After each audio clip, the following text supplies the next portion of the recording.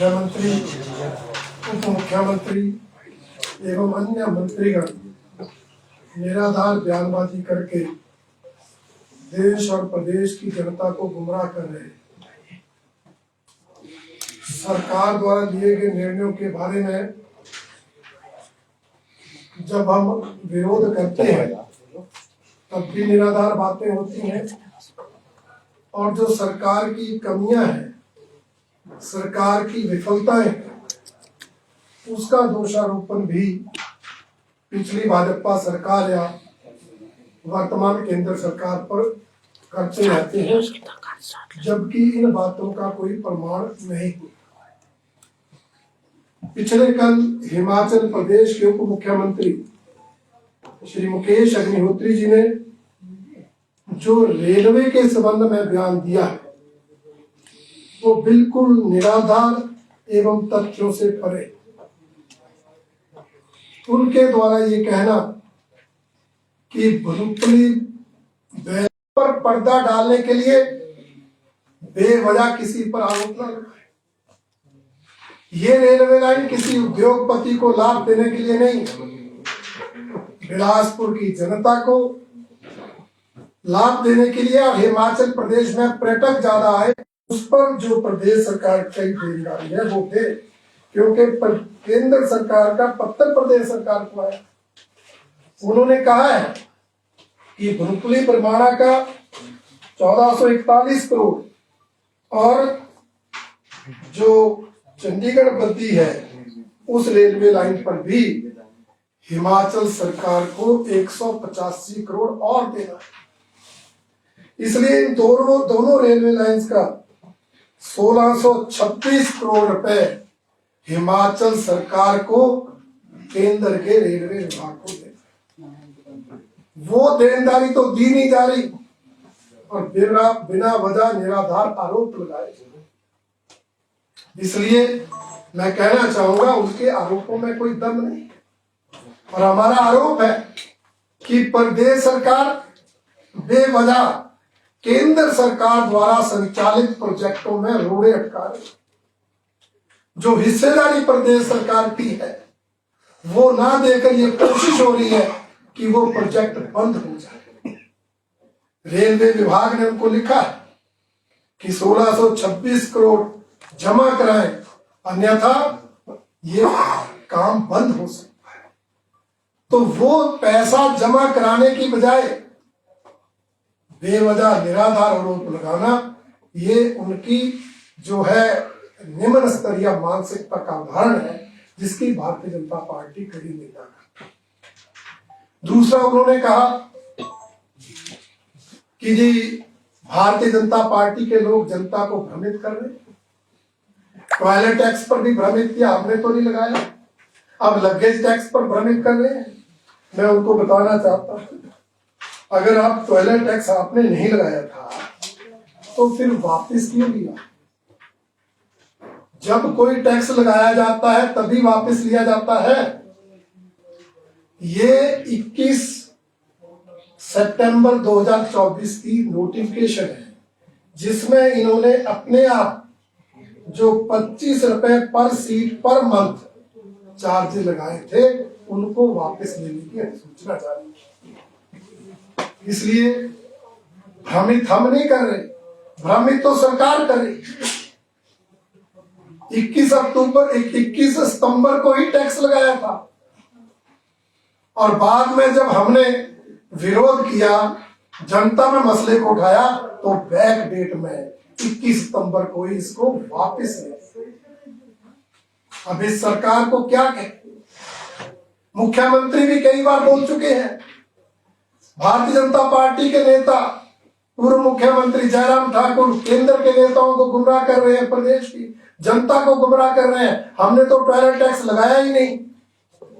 परंतु मुख्यमंत्री जी बताएं कि 21 सितंबर 2024 को आपने आईपीएच विभाग के माध्यम से कौन सा टैक्स लगाया, और उसी टैक्स को आपने 21 सितंबर की नोटिफिकेशन जारी करके ही वापस लिया। इसलिए भ्रमित हम नहीं कर रहे, भ्रमित तो आप कर रहे हैं। आप सच्चाई जनता के सामने, और अब फिर बोलते हैं हमने लगे टैक्स नहीं। लगेज टैक्स में भी जनता को भ्रमित किया जा रहा है। अबे लगेज टैक्स की भी नोटिफिकेशन है, आप ही की सरकार की नोटिफिकेशन है, 15 अक्टूबर 2024 की नोटिफिकेशन है, जिसमें इन्होंने कहा कि 0 से 5 किलो तक का सामान अगर पैसेंजर अपने साथ लाएगा तो एक टिकट का चौथा हिस्सा किराया लगेगा, और अगर 6 से 40 किलो पैसेंजर अपने साथ ले जाएगा तो आधा टिकट लगेगा, और 41 से 80 पैसेंजर अपने साथ ले जाएगा तो एक टिकट लगेगा। आगे इन्होंने और मॉडिफिकेशन की, अगर पैसेंजर खुद नहीं जाता तो 21 से 40 पर तो एक टिकट लगेगा, परंतु 41 से 80 पर 2 व्यक्तियों के किराए का। अब ये अमेंडमेंट, ये अधिसूचना अभी ताजी 15 अक्टूबर को ही जारी हुई। हम कहां भ्रमित कर रहे हैं? आप जब टैक्स लगा रहे हैं तो हिम्मत रखिए जनता को फेस करने का, जनता को सच्चाई बताने के लिए। इसलिए अपनी कमियों को छिपाने के लिए दूसरों पर बेवजह आरोप लगाना, ये इस सरकार के कर्णधारों की आदत बन गई है, जिसकी भारतीय जनता पार्टी कड़ी निंदा करती है। और मैं ये कहना चाहता हूं मुकेश अग्निहोत्री जी, आप सरकार को डिफेंड करने की बजाय जरा विचार करें। ये सरकार जी जरा विचार करो, ये आपके खिलाफ एक बड़ी साजिश है। इसलिए हिम्मत रखो, सरकार के अंदर, कैबिनेट के अंदर इन निर्णयों का विरोध करो आप अगर जनता के हितैषी हैं, परंतु कैबिनेट में चुप रहकर और बाहर आकर रेवेन्यू मिनिस्टर है, हॉर्टिकल्चर मिनिस्टर है, हेल्थ विभाग से लेना देना कुछ नहीं है, परंतु हमारी पार्टी के राष्ट्रीय अध्यक्ष जो केंद्र सरकार में स्वास्थ्य मंत्री हैं, कह दिया कि उन्होंने हिमाचल को कुछ नहीं दिया।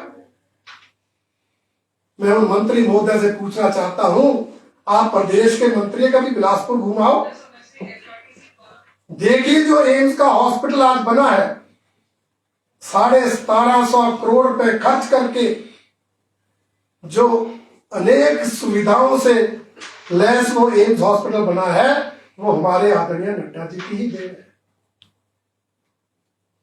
ऊना में पीजीआई सैटेलाइट सेंटर बन रहा है, Ghumarwin Sundernagar Nurpur child care centre जब वो स्वास्थ्य मंत्री पहले थे तब दिए थे। अभी स्वास्थ्य मंत्री बनकर बिलासपुर आए तो एम्स हॉस्पिटल में जाकर किडनी ट्रांसप्लांट जो ऑपरेशन है उसका शुभारंभ किया। 270 करोड़ रुपए सिविल वर्क्स के लिए सैंक्शन किए, जिसके अंतर्गत हॉस्टल बनने हैं, लेक्चर थिएटर बनने हैं, जिनका दिवाली के आसपास प्रधानमंत्री जी शिलान्यास करें। आज उस एम्स में नी ट्रांसप्लांट भी होती है, किडनी ट्रांसप्लांट होना शुरू हो गया, सीटी स्कैन एमआरआई तक सभी सुविधाएं उस एम्स में उपलब्ध है, जिसका शिलान्यास 2017 में हुआ था, उद्घाटन 2022 में हुआ था। इतने कम समय में इतनी अधिक सुविधाओं वाला लगभग 650 बेड से जो वो है हॉस्पिटल में सुविधाएं दी जा रही हैं, ये नड्डा जी की ही देन है। इसलिए तथ्यहीन निराधार बयानबाजी करके इस सरकार के मुख्यमंत्री मंत्री जो जनता के बीच हास्य का पात्र बन रहे हैं, मेरा इनसे आग्रह है कि ठीक है, हम जानते हैं हिमाचल प्रदेश की आदत, हम जानते हैं हिमाचल प्रदेश के विकास के लिए केंद्र के सहयोग की आवश्यकता है, परंतु आप दोहरी भाषा बोलना बंद करो। हिमाचल के अंदर बोलेंगे केंद्र ने कुछ दिया नहीं, हिमाचल के अंदर भी बोलेंगे केंद्र हमारी मदद नहीं कर रहा, और दिल्ली जाकर केंद्र सरकार के मंत्रियों के पास जाकर धन्यवाद भी करेंगे और पैसा भी मांगेंगे, बंद कमरे में धन्यवाद करेंगे, सार्वजनिक मंचों पर आलोचना करेंगे।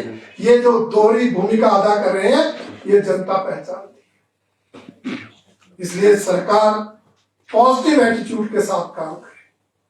मुख्यमंत्री, उप मुख्यमंत्री, मंत्रीगण अपने अपने विभागों के माध्यम से विकास के कार्य को आगे बढ़ाने के लिए पॉजिटिव सोच के साथ केंद्र का सहयोग ले। केंद्र सहयोग करता आया है, आगे भी करेगा, परंतु इस तरह की जो नेगेटिव अप्रोच है, जो इस तरह की निराधार बयानबाजी है, उसको भारतीय जनता पार्टी सहन नहीं करेगी। ये मैं आप सबके माध्यम से कहना चाहता हूँ। हाँ रणधीर जी, एक मुकेश जी ने कल कहा कि भानुपल्ली बिलासपुर बैरी रेल लाइन को डिफेंस लाइन घोषित किया जाए। भाजपा का क्या स्टैंड है सर, होना चाहिए क्या? भाजपा तो इसके लिए पहले से ही प्रयासरत है। अच्छा। भाजपा ने ये जो है इसको जो मंजूरी के लिए प्रस्तावित किया है, कांग्रेस का स्टैंड तो रामपुर की साइड को है। डिफेंस लाइन का जो प्रस्ताव है वो हमारी ही पार्टी का, हमारी ही सरकार। और वो कह रहे हैं कि पूरा खर्चा जो केंद्र वहन करे इसका। अरे वो आगे की बात है, परंतु जो बिलासपुर बैरी तक है, जिसका समझौता प्रदेश सरकार के साथ हुआ है, जिस समझौते के अंतर्गत 25% खर्चा प्रदेश सरकार को देना है, वो तो दे, जो देनदारी बकाया है उसको तो दे। आगे क्या होगा वो देखेंगे। ये तो अभी पिछड़ा ही बकाया है। सर डिप्टी सीएम कह रहे हैं कि बिलासपुर तक तो हिमाचल को फायदा है, लेकिन उसके